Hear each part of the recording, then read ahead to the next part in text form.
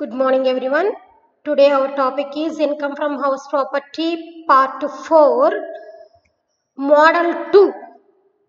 Model 1 వచ్చి let out house అని చెప్పాను. అంటే ఇల్లుని అద్దెకి ఇచ్చినప్పుడు, అంటే హౌస్ని రెంట్కి ఇచ్చినప్పుడు సిచ్యువేషన్స్ చెప్పుకున్నాం.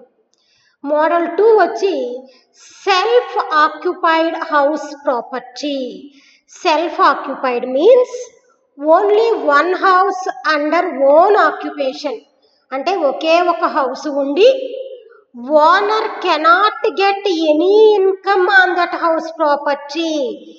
ఆ ఒక్క ఇంటి మీద ఎటువంటి ఇన్కమ్ కూడా రానట్లయితే he need not to pay any tax to government. అటువంటి సందర్భంలో అతను గవర్నమెంట్కి ట్యాక్స్ పే చేయాల్సిన అవసరం లేదు.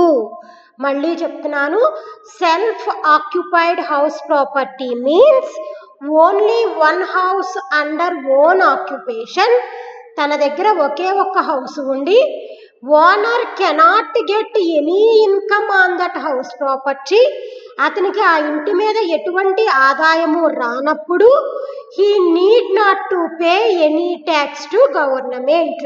గవర్నమెంట్కి ఏది కూడా ట్యాక్స్ కింద పే చేయాల్సిన అవసరం లేదు. మరి ఇక్కడ డిడక్షన్స్ అంటే ఒకే ఒక్క డిడక్షన్ ఉంటుందమ్మా, that is interest on loan taken. ఇది మీకు ప్రతిసారి వస్తుంది. It is allowed for deduction. ఒకవేళ ప్రీ కన్స్ట్రక్షన్ ఇంట్రెస్ట్ కనుక ప్రాబ్లంలో ఇస్తే లోన్ టేకెన్ బిఫోర్ 99 అయితే ప్రాబ్లంలో ఇచ్చిన యాక్చువల్ ఇంట్రెస్ట్ 30,000. ఈ రెండిట్లో ఏది తక్కువగా ఉంటే which ever is less is taken as deduction. మళ్ళీ చెప్తున్నాను, first point interest on loan ప్రాబ్లంలో ఇస్తే directly deducted. Second, pre construction interest కనుక ప్రాబ్లంలో ఉన్నట్లయితే ఆ తీసుకున్న లోన్ బిఫోర్ 99 అని కనుక ప్రాబ్లంలో ఇస్తే యాక్చువల్గా ప్రాబ్లంలో ఇచ్చిన ఇంట్రెస్ట్ని 30,000తో కంపేర్ చేసి ఏది తక్కువగా ఉంటే అది డిడక్షన్ కింద తీసుకోవాలి. ఒకవేళ లోన్ టేకెన్ ఆఫ్టర్ 1999, ఒకవేళ లోన్ని కనుక 99 తర్వాత తీసుకున్నట్లు హౌస్ లోన్ కనుక ఇన్ఫర్మేషన్ ఇస్తే ప్రాబ్లంలో ఇచ్చిన యాక్చువల్ ఇంట్రెస్ట్ని 2 lakhsతో కంపేర్ చేసి ఏది తక్కువగా ఉంటే అది డిడక్షన్ కింద తీసుకోవాలి. కాబట్టి డిడక్షన్స్ దగ్గర కొంచెం జాగ్రత్తగా చదవండి అమ్మా. డిడక్షన్స్ 2 ఉన్నాయి. ఇంట్రెస్ట్ ఆన్ లోన్ ప్రాబ్లంలో ఎంత అమౌంట్ ఇచ్చారో అంతా మైనస్ చేయాలి. ప్రీ కన్స్ట్రక్షన్ ఇంట్రెస్ట్ మాత్రం ప్రాబ్లంలో ఇస్తే ఆ ఇచ్చిన ప్రీ కన్స్ట్రక్షన్ ఇంట్రెస్ట్ అనేది ఆ లోను ఎప్పుడు తీసుకున్నారు అనేది ప్రాబ్లంలో మెన్షన్ చేస్తారు, బిఫోర్ 99 ఆఫ్టర్ 99 అని. అప్పుడు ప్రాబ్లంలో ఇచ్చిన ఇంట్రెస్ట్ని బిఫోర్ అయితే 30,000తోనూ ఆఫ్టర్ అయితే 2 lakhsతోనూ కంపేర్ చేసుకుని ఏ అమౌంట్ తక్కువగా ఉంటే దాన్ని డిడక్షన్ కింద తీసుకోవాలి. మరొక్కసారి ఎగ్జాంపుల్ ప్రాబ్లంలోకి వెళ్దాం. Compute income from house property of mister Ravi. Annual fair rental value, municipal rental value. Purpose ఏమిస్తున్నారో చూడమ్మా, సెల్ఫ్ ఆక్యుపైడ్. పర్పస్ అంటే దేనికి వాడుతున్నారంట? సెల్ఫ్ ఆక్యుపైడ్ అంటే తన సొంతానికి వాడుకుంటున్నాడు ఇంటిని.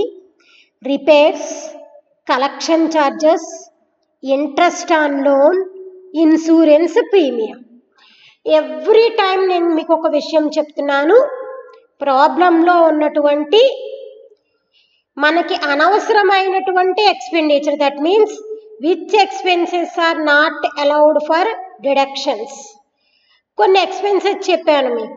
Repairs, collection charges, insurance premium are not allowed for deduction. కాబట్టి ఆ 3 ఐటమ్స్ని ముందు ఇంటూ చేసేసుకోండి లేదా రౌండ్ ఆఫ్ చేసేయండి. ఈ ప్రాబ్లంలో ఎక్కడా కూడా ఏ మోడల్ అయినా మనం చూపించాల్సిన అవసరం లేదు. తర్వాత ప్రాబ్లంని ముందు ఐడెంటిఫై చేయాలి. పర్పస్ ఏంటి? లెట్ అవుట్ హౌసా ఇది అంటే అద్దెకిచ్చిన గృహమా? సెల్ఫ్ ఆక్యుపైడా? సెల్ఫ్ ఆక్యుపైడ్ అంటే తన సొంతానికి వినియోగించుకుంటున్నాడా? క్లియర్గా పర్పస్ చెప్పారు ఇక్కడ, సెల్ఫ్ ఆక్యుపైడ్ అని. మరి సెల్ఫ్ ఆక్యుపైడ్ అన్నప్పుడు మరి ప్రొసీజర్ ఏంటో చూద్దాము. సెల్ఫ్ ఆక్యుపైడ్ ఫస్ట్ మెయిన్ అందరూ గుర్తుంచుకోండి, not required any working notes. ఎటువంటి వర్కింగ్ నోట్స్ చేయాల్సిన అవసరం లేదు సెల్ఫ్ రిక్వైర్డ్కి. సెల్ఫ్ ఆక్యుపేషన్కి need not to do any working notes. ఎటువంటి వర్కింగ్ నోట్స్ చెయ్యక్కర్లేదు, ఫస్ట్ వన్. మరి ప్రాబ్లం చూద్దాం. అందుకే వర్కింగ్ నోట్స్ చెయ్యలేదు, నేను డైరెక్ట్గా ప్రాబ్లంలోకి వచ్చాను. ఎందుకు అంటే తన సొంతానికి వాడుకుంటున్నాడు, దాని నుంచి వచ్చే ఇన్కమ్ ఏమీ లేనప్పుడు ఇంకా గ్రాస్ వాల్యూనా, మున్సిపల్ వాల్యూనా, ఫెయిర్ వాల్యూనా వేరే దాటితో కంపేర్ చేసుకుని ఇన్కమ్ ఎంతో చూడాల్సిన అవసరం లేదు. ఎందుకంటే ఆ హౌస్ని తను తన కుటుంబ సభ్యుల కోసం, తన కోసం వాడుకుంటున్నాడు. ఏమైనా రెంట్కి ఇస్తే ఇన్కమ్ వచ్చినప్పుడు మాత్రమే మనం వర్కింగ్ నోట్స్ చేస్తాం. రెంట్కి ఇవ్వనప్పుడు వర్కింగ్ నోట్స్ చేయాల్సిన అవసరం లేదు. Need not to required to calculate gross annual value. Gross annual వాల్యూని కూడా క్యాలిక్యులేట్ చేయాల్సిన అవసరం లేదు. ఎటువంటి పరిస్థితుల్లో సెల్ఫ్ ఆక్యుపైడ్ అని కనుక ప్రాబ్లంలో ఇస్తే need not to required any working notes, need not to find out gross annual value.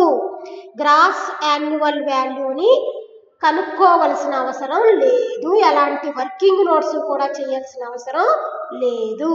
కాబట్టి గ్రాస్ యాన్యువల్ వాల్యూ ఏమీ లేదు కాబట్టి నీల్. మున్సిపల్ ట్యాక్సెస్ లేవు, నీల్. నెట్ యాన్యువల్ వాల్యూ అవి లేనప్పుడు నెట్ యాన్యువల్ వాల్యూ ఉండదు. గ్రాసు మున్సిపల్ ట్యాక్సెస్ లేనప్పుడు నెట్ యాన్యువల్ వాల్యూ కూడా ఆటోమేటికలీ ఇట్ ఈస్ నీల్. మరి మైనస్ డిడక్షన్స్. మరి standard deduction 30% on net annual value అన్నాం మనం. అసలు నెట్ యాన్యువల్ వాల్యూయే నిల్ అయినప్పుడు there is no chance for standard deduction.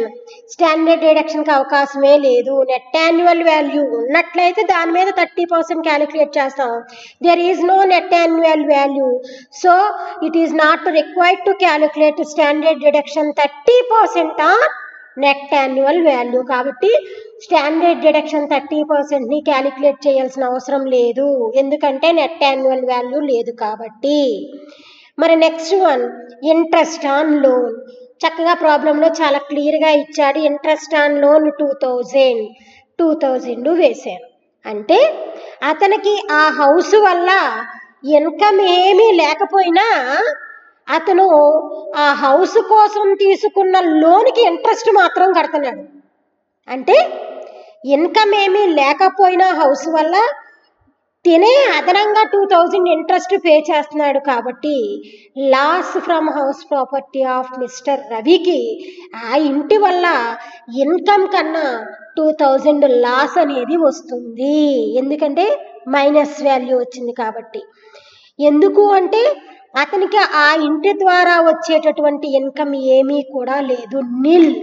ఎందుకు అనగా సెల్ఫ్ ఆక్యుపేషన్, దట్ మీన్స్ ఆ గృహాన్ని అతను తన సొంతానికి వాడుకుంటున్నాడు కాబట్టి. అద్దెకి ఇస్తే ఇన్కమ్ వచ్చేది, రెంట్కి ఇవ్వలేదు కాబట్టి there is no income, it is self occupied. తన సొంతానికి వాడుకున్నప్పుడు ఇన్కమ్ అనేది ఉండదు. కానీ ఆ హౌస్ని కన్స్ట్రక్ట్ చేయడానికి తీసుకున్నటువంటి లోన్ మీద ఇంట్రెస్ట్ మాత్రం 2000 అతను పే చేస్తున్నాడు. It is loss to mister Ravi. కాబట్టి ఈ హౌస్ వల్ల అతనికి loss from house property of mister Ravi is ₹2000. కాబట్టి సెల్ఫ్ ఆక్యుపేషన్కి వచ్చేసరికి చక్కగా ఎటువంటి వర్కింగ్ నోట్స్ చెయ్యక్కర్లేదు. ఎందుకు అంటే సొంతానికి వాడుకుంటున్నప్పుడు వేరే వాటితో మున్సిపల్ రెంటల్ వాల్యూని, స్టాండర్డ్ రెంట్ని యాక్చువల్ రెంటల్తో ఎప్పుడు కంపేర్ చేస్తాం? If there is any income on house. మరి ఎలాంటి ఇన్కమ్ లేనప్పుడు మనం ఎలాంటి వర్కింగ్ నోట్స్ చేయాల్సిన అవసరం లేదు. కాబట్టి గ్రాస్ యాన్యువల్ వాల్యూ నిల్ అవుతుంది, municipal taxes nil, net annual value అవి ఏమీ లేనప్పుడు నెట్ యాన్యువల్ వాల్యూ నిల్లు. డిడక్షన్స్లో స్టాండర్డ్ డిడక్షన్ 30% కట్టాలి అంటే నెట్ యాన్యువల్ వాల్యూ ఉండాలి. మరి నెట్ యాన్యువల్ వాల్యూ కూడా లేనప్పుడు స్టాండర్డ్ డిడక్షన్ కూడా ఉండదు కాబట్టి స్టాండర్డ్ డిడక్షన్ కూడా నిల్. కానీ అతను ఆ హౌస్ కోసం తీసుకున్న లోన్కి ఇంట్రెస్ట్ 2000 పే చేస్తున్నాడు. మరి ఇన్కమ్ లేకపోయినా ఆ హౌస్ వల్ల 2000 అతనే ఇంట్రెస్ట్ కడుతున్నాడు కాబట్టి ఇట్ ఈజ్ లాస్. కాబట్టి loss from house property of mister Ravi is ₹2000. This is model 2. Model 1 let out house అని చెప్పాను. Model 2 self occupation. అందరూ నోట్స్లో చక్కగా రాసుకోండి. మళ్ళీ ఇదే ప్రాబ్లమ్ని ఒక్కసారి ప్రాక్టీస్ కూడా చేయండి అమ్మా. Thank you. Stay home, stay safe.